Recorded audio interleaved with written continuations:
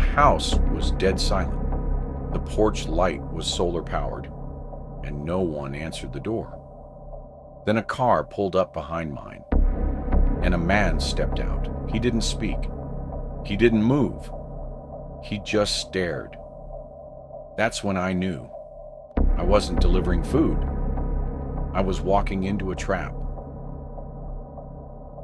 It was your average Friday night.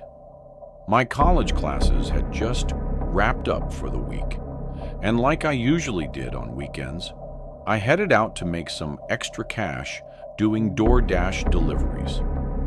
It was my go-to way of covering living expenses while staying on campus. The evening started off solid.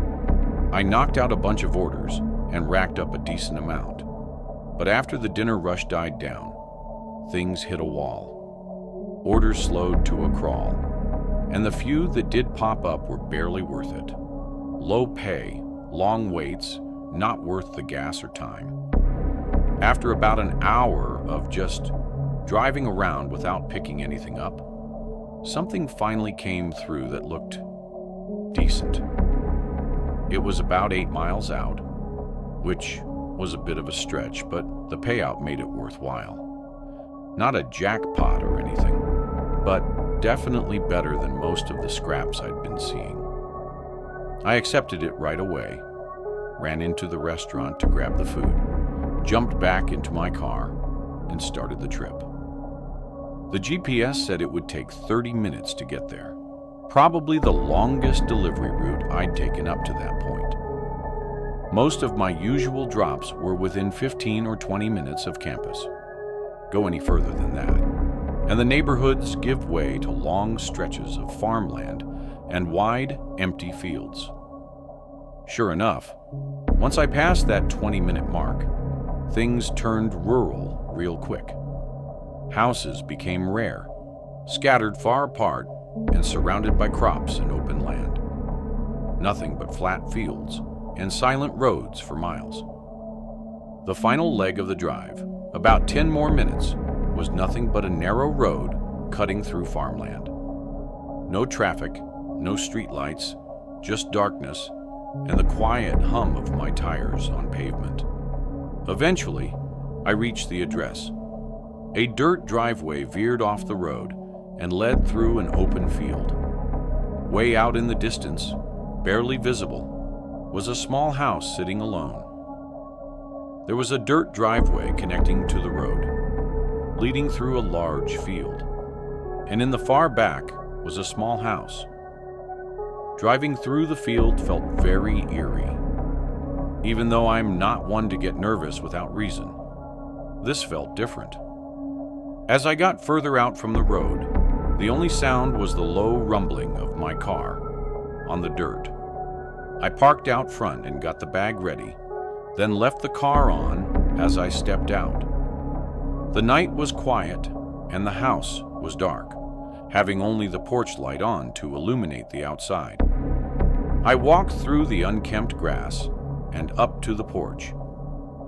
Knocking on the door, as I waited, I looked back at my car, sitting in the dark with the field of pitch black behind it. A moment went by. Then I knocked again, but there was no response, not even the sound of anyone inside. It didn't take long for me to realize the strangeness of the situation. Seeing no lights on in the windows, and noticing how decayed the house looked up close. The only thing that made me think it couldn't be abandoned was that I had an order for this address, and the porch light was on. I looked at the light, thinking, why would that be the only light? But by some odd chance, I happened to recognize the top portion of the casing having a cheap solar battery.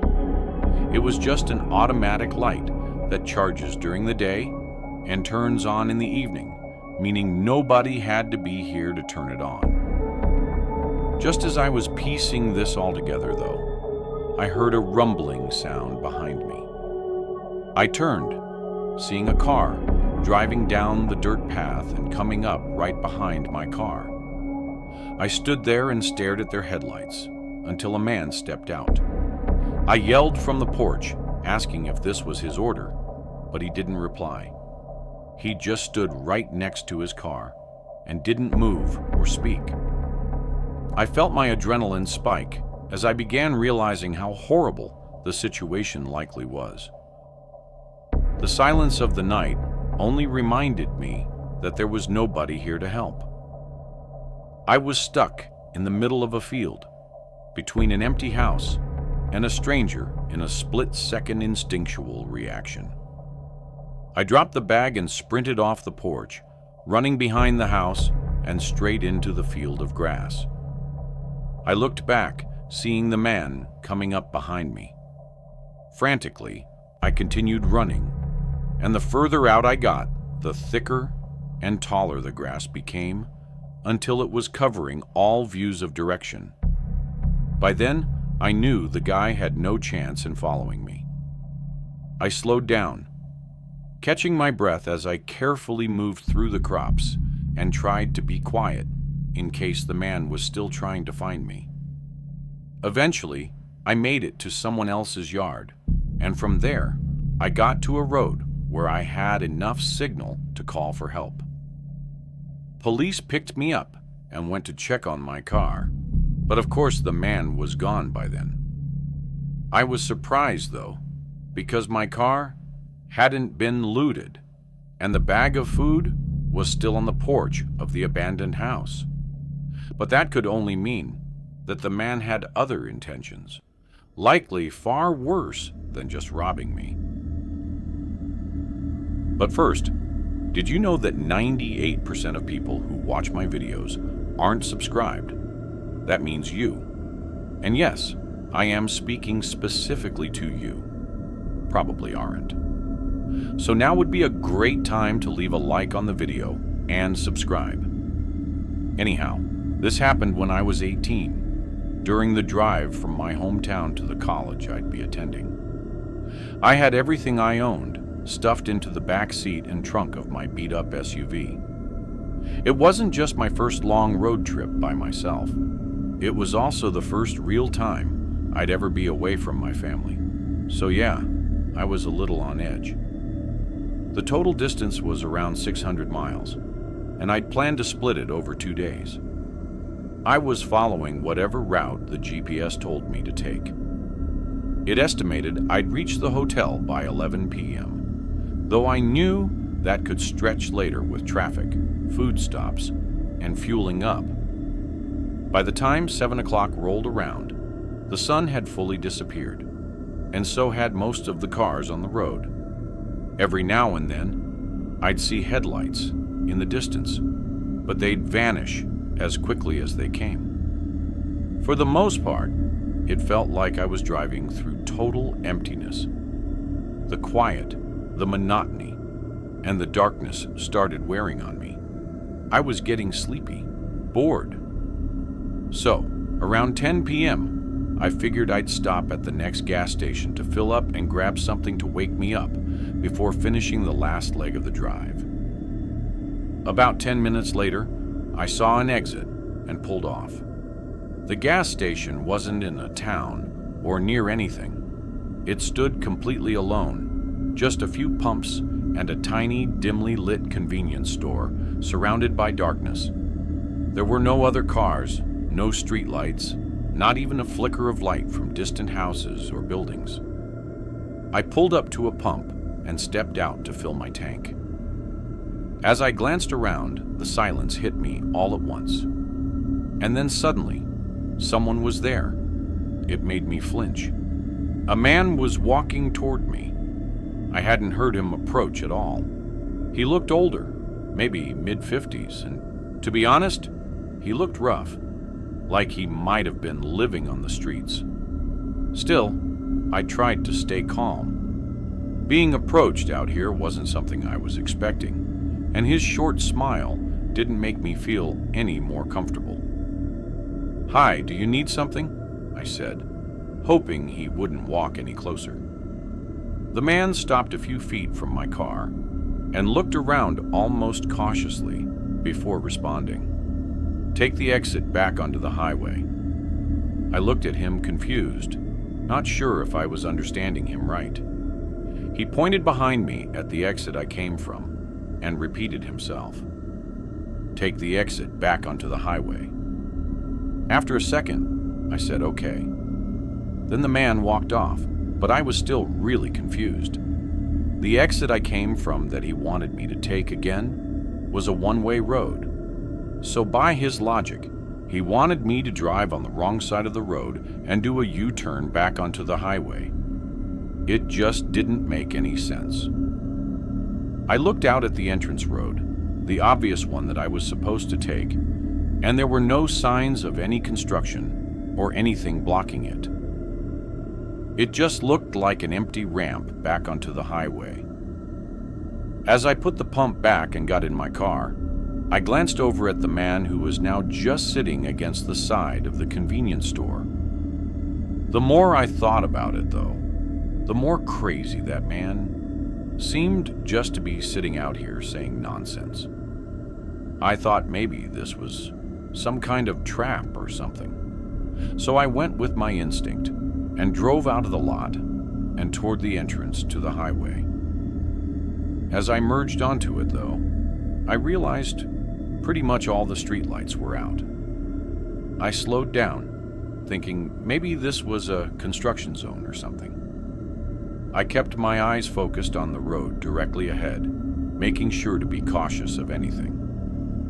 But while I made my way through the unlit road, I saw only a brief outline of a figure to my left, before a pickup truck came out of nowhere and stopped right in front of my car. Every door opened as 4 men jumped out of the truck and started running up to my car, holding weapons of all kinds. Metal bats, machetes, knives, and not even anything covering their faces. They just had this emotionless gaze, like they felt nothing of what they were doing. I quickly started backing up as they got just a few feet away from my windows. And once I got far enough back, I suddenly saw the outline of dozens of people coming out of the shadows off the side of the road. A few even tried chasing my car as I frantically reversed out of there. As soon as I could, I turned around and sped off. I called 911 once I felt I was safe. But for some reason, I never got a call back. No update on it at all, almost like they didn't even check on it. Ironically, though, it was the creepy old guy at the gas station that tried to prevent me from even getting caught up in that mess, or at least that was what I assumed he was doing. Either way, I was incredibly lucky to get out of that with my life, as I have no idea what that was or what they were all planning to do.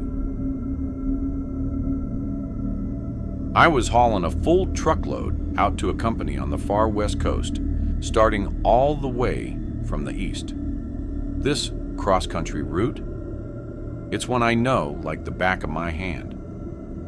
I've been a trucker for close to 2 decades, and I've made this exact drive more times than I can count. Same highways, same rest stops, same stretches of nothing in between. It's all become routine at this point. Over the course of these 20 years, nothing truly wild has ever happened to me on the road. Sure, I've seen some strange things here and there, but nothing that ever led to anything serious, nothing that stuck with me. So when I found myself back on this familiar route once again, I wasn't thinking twice about it. It felt like just another job, another day behind the wheel, or at least that's what I thought. About 20 hours into the route, a storm started coming over and slowing down my driving. It was late too, so by then I was already looking for the next truck stop to sleep at. As I drove, though, a very sudden light appeared behind me. The road I was on was flat and straight, so I would have seen them coming in my mirror. But it was all of a sudden that they were right behind me. Maybe they had just turned on their lights, or something. I didn't know, but they very quickly came right up to the back. I kept my eyes on them until they got so close that they were completely covered by the trailer. All I could see were their headlights reflecting off the back, but then their lights shut off. I maintained my speed and kept looking back at my mirrors, trying to see if they were still behind me. But I had no way to know. For someone to turn off their lights in the middle of a heavy storm was insane, though.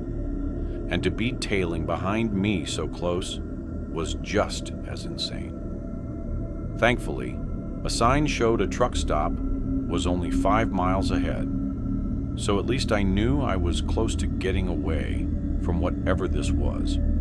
I didn't want to jump to conclusions based on just some weird behavior, but as a trucker, it's hard not to think about the possibility of it being an attempted robbery, especially when alone on the road at night. For the rest of the 5 miles, I saw no signs of them behind me. I was still on edge because I couldn't really see anything anyway, but I started feeling less worried as I was coming in on the truck stop. I pulled in, trying to check my mirrors to see if they followed. But with the rain and lack of lighting, it was really too hard to tell. The truck stop was mostly empty, though, aside from a few trucks at the gas pumps. I pulled off to the side and parked in the middle of the lot. After waiting a minute and getting some of my stuff organized, I opened the truck door and leaned my head out, looking along the side of the trailer. I was drenched from the rain in just a matter of seconds, but from what I could tell, there was no car behind me. I closed the door and finally felt a bit of relief, grabbing my pillow and blanket from the passenger side. I locked the doors, turned off the truck, and tried to get some shut-eye. The rain pounding on the metal roof made it easy to fall asleep, blocking out any possible sounds coming from other trucks pulling in and out. When I woke up, though, I felt I had only been asleep for a few minutes. I looked around, seeing it was still dark out, and the storm was the same, if not worse. But before I could check my mirrors, a loud thump shook the truck. My eyes opened wider. I reached for the door handle and opened it, looking out at the back of the trailer. Through the rain, I could barely see the outline of a car with its headlights off and 2 men moving around in front of it. Terrified, I hesitated to step out and confront them, and as I sat there in that moment of hesitation, the door suddenly slammed against my body, shoving me back further into the driver's seat. Another man stood outside, yelling at me to stay where I was, then slamming the door again. His right hand was shoved in his hoodie, and with 2 other men behind the truck, I was in no position to try anything. I could feel the truck shake as I just sat in place with the guy outside my door watching my every move. He didn't even look away for a second. This went on for a few minutes, then they ran back to their car and drove off. I was still in shock, watching their car disappear under the road.